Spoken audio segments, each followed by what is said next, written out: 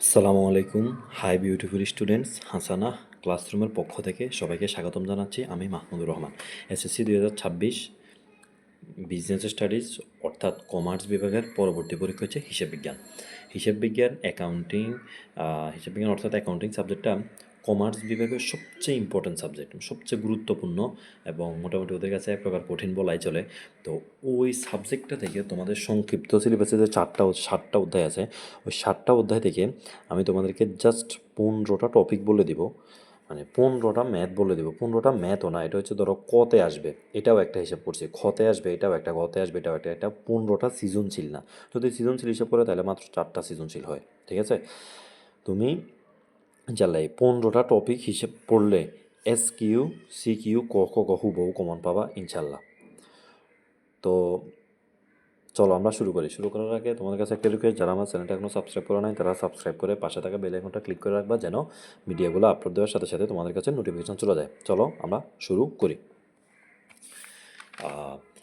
তোমরা যে 15টা টপিকস পড়লে, পুরা সংক্ষিপ্ত সিলেবাস থেকে যে 15টা টপিকস পড়লে তোমার 100% কমন আসবেই আসবে। তোমার 4টা সিকিউ, তোমরা তোমাদের মান বন্টন জানো কিনা জানি না, আমি যদি তোমাদেরকে একটু মান বন্টনটা বলি, মান তোমরা হয়তো অনেকে এটা দেখে স্কিপ করে চলে যেতেছো ভিডিও, বাট তোমাদেরকে এটার মাঝে আমি আরও কিছু কথা বলবো, তোমার ভিডিওটা শেষ পর্যন্ত দেখো। মান বন্টন তোমাদের সিকিউ আসবে 40 যোগ 20। কেন বলছি একটু দেখো, একটু পরে বুঝাইতেছি। এরপর এখানে আসবে 10, এখানে MCQ আসবে 70, সর্বমোট আর কি 70, MCQ 30, সর্বমোট 100। এখানে তুমি আর্থিক বিবরণী থেকে দিতে হবে একটা, আর্থিক বিবরণী দিতে হবে একটা, একটাতে 20, আর এখানে 4টা দিতে হবে বাকি অধ্যায়গুলো থেকে 40, SQ 10 অর্থাৎ 70, আর এখানে 30 বরাবর 100। তো তোমরা যারা আর্থিক বিবরণীর অধ্যায়টা করো নাই, তোমাদের জন্য আজকের মতো আর তো কোনো সাজেশান দেওয়া যাবে না, কিন্তু বাকি যে 6টা অধ্যায় আছে, তুমি 6টা অধ্যায় করলে 4টা পাবা, এবং ওই 6টা অনেক সহজ। বাট আমি আমার এই টপিকগুলোতে আর্থিক বিবরণী সহ রাখছি যারা A+ পাবা তাদের জন্য। আর যারা হচ্ছে যে একটা অধ্যায় স্কিপ করবা তাদের জন্য এই নিচের যে 2টা আছে, এই 2টা ছাড়া আমি আরও 2টা জিনিস অ্যাড করে দেবো, তোমরা ভিডিওটা দেখতে থাকো। সর্বপ্রথম তুমি দ্বিতীয় অধ্যায়, এটা হচ্ছে দ্বিতীয় অধ্যায় থেকে চালান আর ক্যাশ মেমো। তোমরা বললো ভাইয়া আপনি চালান আর ক্যাশ মেমো একসাথে রাখছেন কেন? বিষয়টা হচ্ছে কি, তুমি হচ্ছে যদি চালানের এগুলো অনেক ইজি, ঠিক আছে? তোমরা যারা পড়ছো তারা জানো। আর সামনের ভিডিওতে আমি আরও 3 থেকে 4টা ভিডিও দিব ইনশাল্লাহ, তোমাদেরকে চেষ্টা করব বুঝাই দেওয়ার, বাট সর্বোচ্চ চেষ্টা করবো দেওয়ার, কিন্তু যদি না দিতে পারে আন্তরিকভাবে দুঃখিত। তোমরা দেখছো আমি ফাইন্যান্স পরীক্ষার সময় সাজেশন দিয়েছিলাম, তোমাদেরকে মাত্র 5টা সৃজনশীল করাইছি। আলহামদুলিল্লাহ ওই সৃজনশীলগুলো থেকে চট্টগ্রাম বোর্ডেই 4টা কমন আসছে, অন্যান্য বোর্ডগুলোতে আসছে কমপক্ষে সব বোর্ডে 3টা করে কমন আসছে। ঠিক আছে, তো আমি যদি সময় পাই সর্বোচ্চ চেষ্টা করবো দেওয়ার জন্য। আর তোমরা এগুলো আশা করি এমনিই পারো। দেখো তোমরা গাইড থেকে জাস্ট এগুলো প্রত্যেকটার একটা একটা করে ম্যাথ দেখে চালাই হবে। চালান আর ক্যাশ মেমো এগুলো খুবই ইজি, এগুলো জাস্ট ঘর শিখলেই হয়। চালান অথবা ক্যাশ মেমো দুটোটা এক হয়। ডেবিট বাউচার অথবা ডেবিট নোট দুটোটার ঘর প্রায় same. Credit voucher credit note তেমন একটা আসে না। 3 নম্বরে হিসাব সমীকরণ, এটা তো ধরো একেবারে ফরজ, এটা আসবেই আসবে একেবারে। তুমি 100%, আমি যেগুলো 100% লিখবো যেগুলো লিখবে আসবেই আসবে। এরপর 4 নম্বর হচ্ছে প্রারম্ভিক মূলধন বা সমাপনী মূলধন, এটা হচ্ছে তৃতীয় অধ্যায়ে। ঠিক আছে, প্রথম এই যে এগুলো হচ্ছে দ্বিতীয় অধ্যায়। কততম অধ্যায়? দ্বিতীয় অধ্যায়। এগুলো কততম অধ্যায়? এগুলো হচ্ছে দ্বিতীয় অধ্যায়। এরপরে প্রারম্ভিক মূলধন, লাভ ক্ষতি, মালিকানা সত্ত্ব, এই 3টে হচ্ছে তৃতীয় অধ্যায়। এই 3টে কোন অধ্যায়? এই 3টে হচ্ছে তৃতীয় অধ্যায়। ঠিক আছে, প্রারম্ভিক মূলধন, সমাপনী মূলধন এগুলো অনেক সহজ। এরপরে লাভ ক্ষতির একটা সূত্র আছে, প্রারম্ভিক মূলধন যোগ অতিরিক্ত মূলধন, সমাপনী মূলধন যোগ উত্তোলন।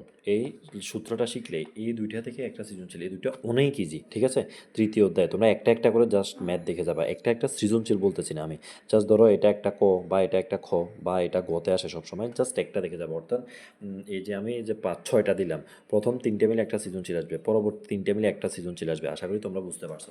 এরপর আসো জাবেদা। জাবেদাটা দ্বিতীয় অধ্যায়ে আছে এবং কি ষষ্ঠ অধ্যায়ে আছে। জাবেদা দ্বিতীয় অধ্যায়েও আছে এবং কি ষষ্ঠ অধ্যায়ও আছে। কোন অধ্যায়? ষষ্ঠ অধ্যায়তে আছে। জাবেদাতে তোমাদের সাধারণ জাবেদা আসবে। ঠিক আছে, এখানে জাবেদাতে অনেক সময় এভাবে আসে যে বলে যে এন্ট্রিগুলোর হিসেব শ্রেণীবিভাগ করে দেখা। অর্থাৎ যা তুমি জাবেদা করবা, ধরো ধারে পণ্য ক্রয় বা নগদে পণ্য ক্রয়, তাহলে নগদান হিসেব ডেবিট, ক্রয় হিসেব ডেবিট, নগদান হিসেব ক্রেডিট। নগদে পণ্য ক্রয়, ক্রয় হিসেব ডেবিট, নগদান হিসেব ক্রেডিট। এভাবে লিখে পরবর্তী ঘরটাতে জাস্ট লিখতে হবে নগদান মানে সম্পদ, এখানে সম্পদ হ্রাস পাইছে, সম্পদ ক্রেডিট, আর ক্রয় মানে ব্যয়, ব্যয় বৃদ্ধি পাইছে, ব্যয় ডেবিট। এভাবেও শ্রেণীবিভাগ আসে। এগুলো অনেক ইজি, এগুলো তোমরা জাস্ট একটা একটা ম্যাথ দেখে গেলেই তোমরা পারবা। আর আমি যদি সময় পাই তাহলে সর্বোচ্চ চেষ্টা করবো দিয়ে দেওয়ার জন্য, ম্যাথ করে ফাইন্যান্সের মতো। এরপর দেখো ক্রয় জাবেদা অথবা বিক্রয় জাবেদা, দুটোটাই একই, যে কোনো একটা দেখে যাবে, একটা দেখলে আরেকটা পারবা, শুধু ঘরটা ভিন্ন। ক্রয় ফেরত জাবেদা, বিক্রয় ফেরত জাবেদা, ঠিক আছে। এ তিনটে হচ্ছে ষষ্ঠ অধ্যায়। এ তিনটে কোন অধ্যায়? এ তিনটে হচ্ছে ষষ্ঠ অধ্যায়। এরপরে খতিয়ান টিচক, খতিয়ান যে চক, এ তিনটে হচ্ছে ষষ্ঠ অধ্যায়। তো এটা হচ্ছে খতিয়ানের অধ্যায়, ঠিক আছে।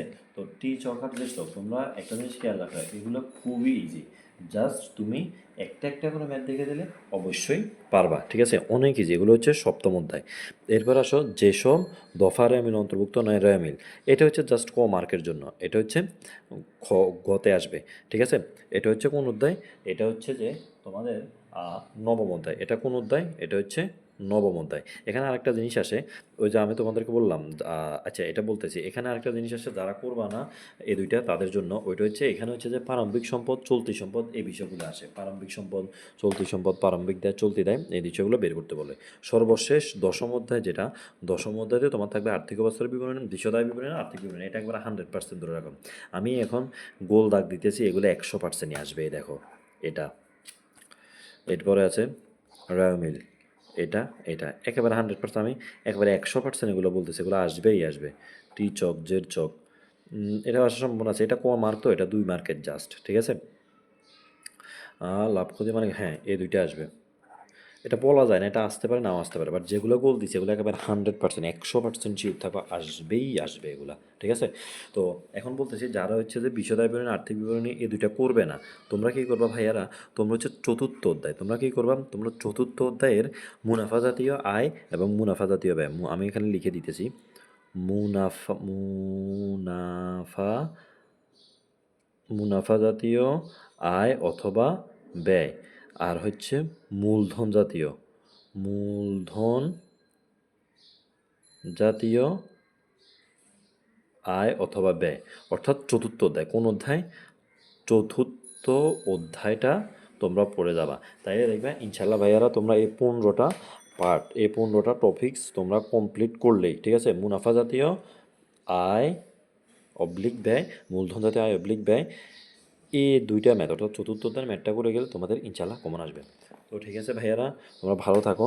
আমি সময় পেলে সর্বোচ্চ চেষ্টা করব হিসেব ফাইন্যান্সের মতো করে দেওয়ার জন্য, আশা করি পারবো ইনশাল্লাহ ম্যাথগুলো দেখাবার। আর যদি না পারি তাহলে তোমরা এই 15টা টপিক্সের জাস্ট একটা একটা করে, যেমন ধরো এই 3টে মিলে একটা সৃজনশীল, জাস্ট তোমরা সর্বোচ্চ 6 থেকে 7টা সৃজনশীল দেখলে ইনশাল্লাহ তোমাদের 5টা কমন চলে আসবে, ঠিক আছে।